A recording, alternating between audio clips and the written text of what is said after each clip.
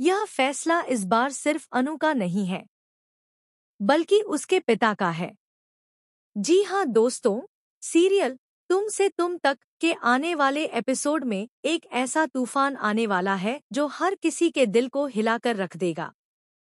अब तक जो कुछ भी अनु की जिंदगी में हुआ, वह उसकी अपनी पसंद या मजबूरी का नतीजा था, लेकिन इस बार हालात कुछ और हैं।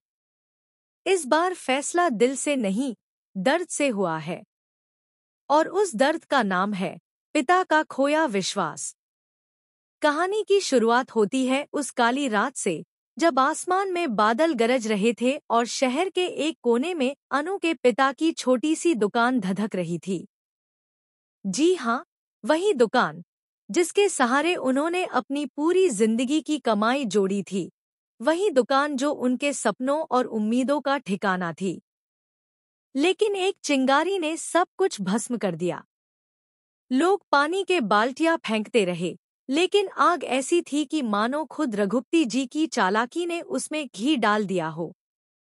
आग बुझ गई, लेकिन उस रात के बाद अनु के पिता के दिल में एक ऐसी राख बची जो अब कभी ठंडी नहीं होगी। उनकी आंखों के सामने उनकी मेहनत, उनकी पहचान, उनका सब कुछ राख में बदल गया था। माँ रो रो कर बेहाल थी, और अनु, जो अब तक अपने पापा की आंखों में सिर्फ प्यार देखती थी, आज वहां बेप्सी देख रही थी।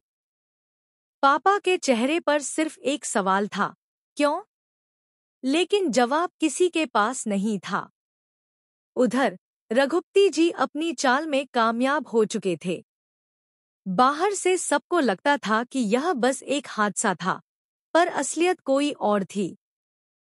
आग सिर्फ दुकान में नहीं लगी थी, बल्कि एक परिवार की खुशियों में भी लग चुकी थी। इसी बीच आर्य, जो अनु की हर परेशानी को उसकी आवाज से पहचान लेता था, उसे बार बार फोन कर रहा था। अनु, तुम ठीक हो ना? आर्य की आवाज में चिंता थी, लेकिन अनु अपने पिता के कहे शब्दों को याद कर रही थी।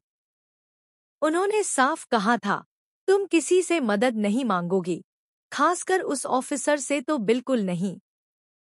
और अनु ने सिर झुकाकर बस हाँ कहा था।